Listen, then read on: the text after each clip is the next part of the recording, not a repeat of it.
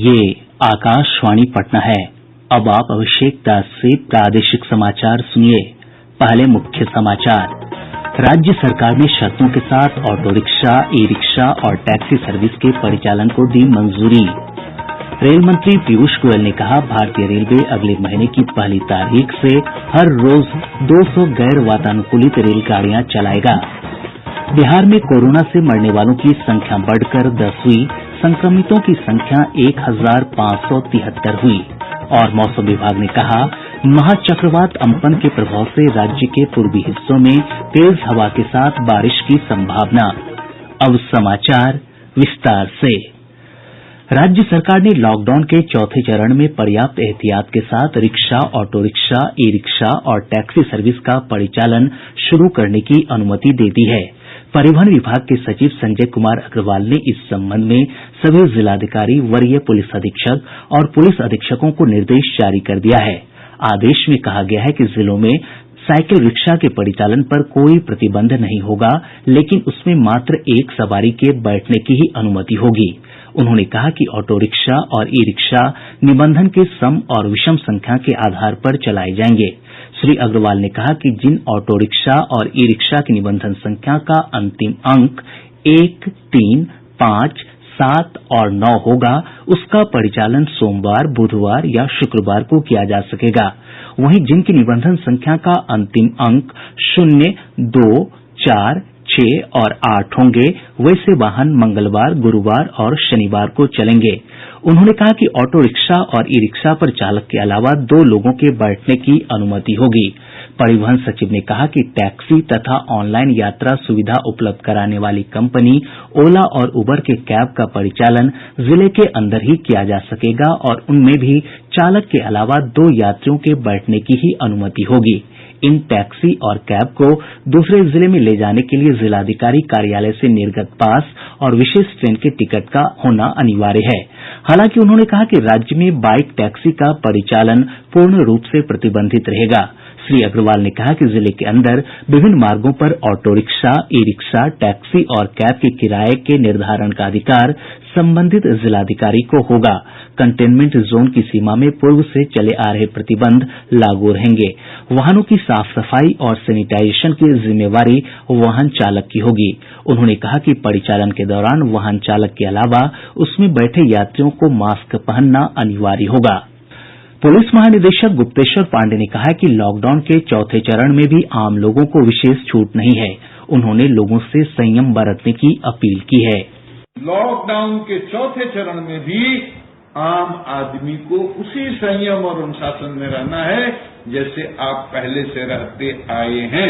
11 से 4 बजे तक कुछ दुकानें खुलेंगी जिसमें आप शॉपिंग के लिए सोशल डिस्टेंसिंग के नियमों का पालन करते हुए जा सकते हैं, लेकिन शाम को 7 बजे से सुबह 7 बजे तक बिल्कुल कर्फ्यू रहेगा। नहीं निकल सकते, 5 पर भी नहीं निकल सकते। केवल सरकारी अधिकारी जो इस लॉकडाउन में काम करते हैं वो या आपातकालीन इमरजेंसी एसेंशियल सर्विसेज से संबंधित लोग वही जा सकते हैं। बाकी आम आदमी के लिए 7 बजे शाम से सुबह 7 बजे तक कर्फ्यू है। रेल मंत्री पीयूष गोयल ने कहा है कि भारतीय रेलवे अगले महीने की पहली तारीख से हर रोज 200 गैर वातानुकूलित रेलगाड़ियां चलाएगा। श्री गोयल ने एक ट्वीट में कहा कि ऑनलाइन टिकटों की बुकिंग जल्द शुरू की जाएगी। उन्होंने कहा कि ये रेलगाड़ियां श्रमिक स्पेशल रेलगाड़ियों के अतिरिक्त होंगी और भारतीय रेलवे श्रमिक स्पेशल रेलगाड़ियों की संख्या दोगुना करने की योजना बना रहा है ताकि प्रवासी श्रमिकों को अधिक राहत दी जा सके। रेलवे के कार्यकारी निदेशक राजेश वाजपेयी ने कहा है कि श्रमिक स्पेशल रेलगाड़ियों से यात्रा करने वालों के लिए अपना पंजीकरण कराना अनिवार्य है। उन्होंने बताया कि ऐसा इसलिए किया जा रहा है ताकि अगर कोई यात्री कोविड-19 से संक्रमित हो तो उसके साथ संपर्क रखा जा सके। स्टेट गवर्नमेंट के पास अपना रजिस्ट्रेशन कराना जरूरी है। ये इसलिए आवश्यकता है कि लोगों की सूचनाएं रिकॉर्ड हो सके, जिससे कि आगे जरूरत पड़ने पे हमें जानकारी मिल सके कि कौन व्यक्ति किस राज्य से किस राज्य में गया है। किसी वजह से उनको कोई संक्रमण होता है तो उसकी कॉन्टैक्ट ट्रेसिंग हो सके, कौन लोग उनके संपर्क में आए उनकी जानकारी मिल सके। इसलिए सूचना रखना और उनका रजिस्ट्रेशन करना आवश्यक होता है। अपने एरिया के जो डिस्ट्रिक्ट कलेक्टर या डिस्ट्रिक्ट मजिस्ट्रेट होते हैं उनसे जानकारी लें, रजिस्टर करें और प्रत्येक मजदूर को हमारा प्रयास है कि उनके जिले तक हम लोग पहुंचा सकें और आने वाले कुछ दिनों में बड़े हम लोग प्रयास करने जा रहे हैं। प्रदेश में अब तक 6,10,000 से अधिक प्रवासी श्रमिकों की घर वापसी हुई है। आज 66 विशेष रेलगाड़ियों से लगभग 1 लाख लोग राज्य के विभिन्न हिस्सों में पहुंचेंगे। बिहार में कोरोना से मरने वालों की संख्या बढ़कर 10 हो गई है। बेगूसराय सदर अस्पताल में 3 दिन पहले खगड़िया के एक 50 वर्षीय व्यक्ति की मौत हुई थी, जिसकी रिपोर्ट पॉजिटिव आई है। मृतक दिल्ली से लौटा था। इधर प्रदेश में आज कोविड-19 के 54 नये मामलों की पुष्टि के साथ ही संक्रमितों की संख्या बढ़कर 1,573 हो गई है। आज सबसे अधिक खगड़िया से 15 मामले सामने आए हैं। भागलपुर से 12, बांका से 11, नालंदा और मधुबनी से 6-6, सुपौल से 2 और कटिहार तथा गोपालगंज से 1-1 मामले की पुष्टि हुई है। प्रदेश में कोरोना संक्रमित मरीजों की संख्या 8 दिनों में दोगुनी हो रही है। कंटेनमेंट जोन की संख्या बढ़कर 198 हो गई है। इधर प्रदेश में स्वस्थ होने वाले मरीजों की संख्या बढ़कर 534 हो गई है। स्वस्थ होने की दर 35.15% है। कल पटना में बीएमपी के 12 जवानों को उपचार के बाद छुट्टी दे दी गयी। इधर देश में कोरोना संक्रमितों की संख्या बढ़कर 1,06,750 हो गई है। इनमें 42,298 मरीज स्वस्थ हो चुके हैं, जबकि 3,308 लोगों की मृत्यु हुई है। नई दिल्ली स्थित सर गंगाराम हॉस्पिटल के चिकित्सक डॉक्टर वेद चतुर्वेदी ने कोविड-19 के संक्रमण से निपटने के लिए लोगों को स्वच्छता की आदतों को अपनाने की सलाह दी है। हमारे देश को 2 महीने में लगभग समझ में आ गया है कि हमको हैंड हाइजीन का पालन करना है। सैनिटाइजर या सोप, ये 2 चीजें हैं, और जिसको हम बोलते हैं फिजिकल डिस्टेंसिंग या सोशल डिस्टेंसिंग, हमें उसका बहुत अच्छी तरह से पालन करना है। इलेक्ट्रॉनिक्स और सूचना प्रौद्योगिकी मंत्रालय के सचिव अजय प्रकाश साहनी ने कहा है कि आरोग्य सेतु ऐप को लेकर निजता संबंधी चिंताएं दुर्भाग्यपूर्ण हैं। आकाशवाणी समाचार के साथ विशेष बातचीत में उन्होंने कहा कि इसके उपयोग और इस ऐप के जरिए इकट्ठा किए गए डेटा को साझा करने के बारे में स्पष्ट दिशा निर्देश बनाए गए हैं। उन्होंने यह भी कहा कि डेटा का इस्तेमाल केवल कोविड-19 की रोकथाम और लोगों को विभिन्न सुविधाएं उपलब्ध कराने में ही किया जाएगा। प्रादेशिक समाचार आप आकाशवाणी पटना से सुन रहे हैं। मुख्यमंत्री नीतीश कुमार ने ऑनलाइन शिक्षा प्रणाली की पहली कक्षा तक विस्तार करने का अधिकारियों को निर्देश दिया है। उच्च स्तरीय समीक्षा बैठक में श्री कुमार ने पहली से 5वीं कक्षा तक के छात्रों के लिए ई कंटेंट विकसित कर इसका प्रसारण डीडी बिहार के माध्यम से कराने को कहा। साथ ही मुख्यमंत्री ने विभिन्न कक्षाओं की पाठ्य पुस्तकों को डिजिटाइज कर वेबसाइट पर उपलब्ध कराने का भी निर्देश दिया। उन्होंने राज्य के सभी स्ट्रीट वेंडर के भी सर्वे का निर्देश दिया, ताकि उन सभी को सरकार की विभिन्न योजनाओं का लाभ मिल सके। राज्य सरकार ने क्वारेंटीन सेंटर में रह रहे लोगों से संयम बरतने की अपील की है। सूचना और जनसंपर्क विभाग के सचिव अनुपम कुमार ने कहा कि जिस किसी भी केंद्र से व्यवस्था संबंधी शिकायत आ रही है, वहां तत्काल कार्रवाई हो रही है। उन्होंने कहा कि चुनौती बड़ी है और इसका मिलजुल कर ही सामना किया जा सकता है। श्री कुमार ने लॉकडाउन के दौरान राज्य सरकार द्वारा किए जा रहे उपायों की जानकारी दी। अभी करीब 7,840 ब्लॉक क्वारंटाइन सेंटर्स चल रहे हैं और इनमें जो लोग आवासित हैं उनकी संख्या 5,45,881। जो मुख्यमंत्री विशेष सहायता के अंतर्गत हम लोग 1,000 रुपए की राशि दे रहे थे, जो बिहार के बाहर लोग फंसे हुए थे, उनकी संख्या बढ़कर अभी 20,03,318 हो गई है। जो रोजगार सृजन है उसके लिए भी लगातार काम किया जा रहा है। अभी तक 4,11,000 स्कीम्स में कुल 2,52 लाख से भी अधिक मानव दिवसों का सृजन किया जा चुका है। जो राशन कार्ड विहीन परिवारों के राशन कार्ड बनने हैं, वो अभी तक 8,07,000 राशन कार्ड नए बनाए जा चुके हैं। पटना उच्च न्यायालय ने प्रदेश में बनाए गए क्वारेंटीन सेंटर में उपलब्ध कराई जा रही सुविधाओं पर राज्य सरकार से 22 मई तक अद्यतन रिपोर्ट जमा करने को कहा है। एक जनहित याचिका पर सुनवाई करते हुए मुख्य न्यायाधीश संजय करोल ने यह आदेश दिया।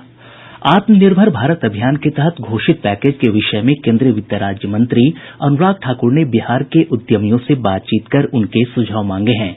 इस सिलसिले में श्री ठाकुर ने बिहार इंडस्ट्रीज एसोसिएशन के पूर्व अध्यक्ष केपीएस केशरी, सीआईआई बिहार के अध्यक्ष विनोद खेड़िया और जाने माने मखाना व्यवसायी सत्यजीत कुमार सिंह से बात की। श्री ठाकुर ने इन सभी से अपने सुझाव ईमेल के माध्यम से मंत्रालय को भेजने का अनुरोध किया है। राज्य सरकार ने सरकारी स्कूलों के सभी शिक्षकों को अपने स्कूलों में प्रतिदिन आने का निर्देश दिया है। शिक्षा विभाग के अपर मुख्य सचिव आर.के. महाजन ने शिक्षकों को अपने विद्यालय में चल रहे क्वारेंटीन सेंटर के संचालन में सहयोग करने का आदेश दिया है। साथ ही स्कूल में काम कर रहे रसोइयों को भोजन निर्माण और वितरण व्यवस्था में सहयोग करने का निर्देश दिया गया है। शेखपुरा जिले के नगर थाना क्षेत्र अंतर्गत गौशाला के पास बाहर से आये लोगों को जांच के लिए ले जा रहे स्वास्थ्य कर्मियों की टीम पर स्थानीय लोगों ने पथराव कर दिया। बाद में पुलिस द्वारा सख्ती दिखाए जाने के बाद हंगामा शांत हुआ और टीम प्रवासी लोगों को जांच के लिए ले गयी। समस्तीपुर जिले के विभूतिपुर प्रखंड स्थित कर्रख में एक क्वारेंटीन सेंटर पर नाच गाने के कार्यक्रम को प्रशासन ने गंभीरता से लेते हुए जांच के आदेश दिये हैं। साथ ही इस केंद्र पर प्रवासियों को मिलने वाली सभी सरकारी सुविधाओं से वंचित करने का आदेश दिया गया है।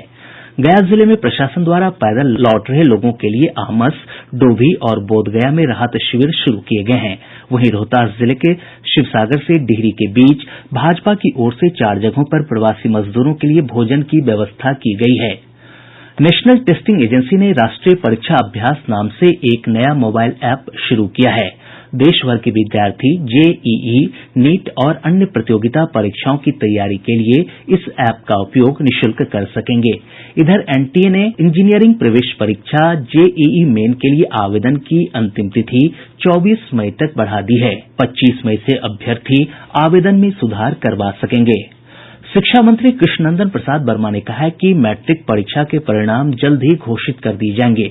श्री वर्मा ने कहा कि परिणाम प्रकाशन की तैयारियां अंतिम चरण में हैं।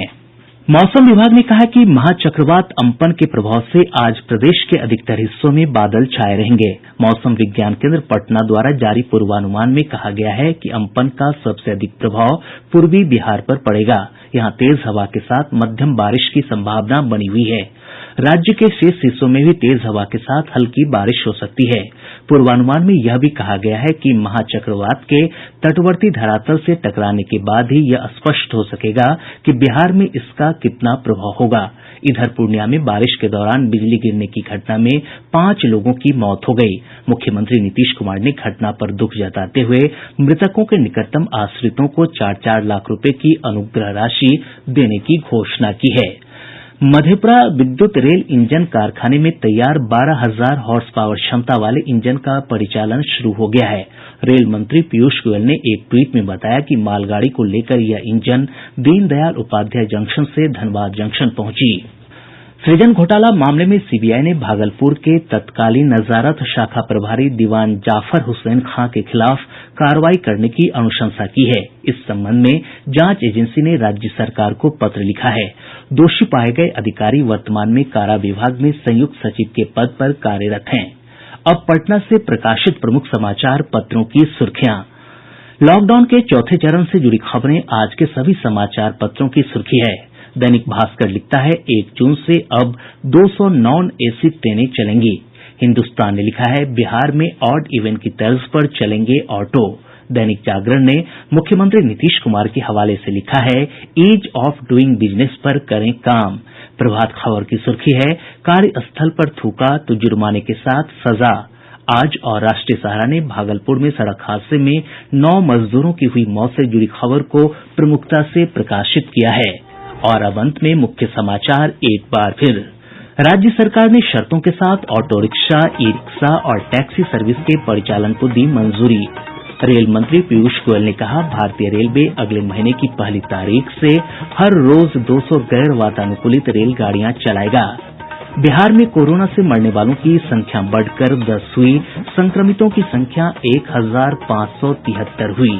और मौसम विभाग ने कहा महाचक्रवात अम्पन के प्रभाव से राज्य के पूर्वी हिस्सों में तेज हवा के साथ बारिश की संभावना।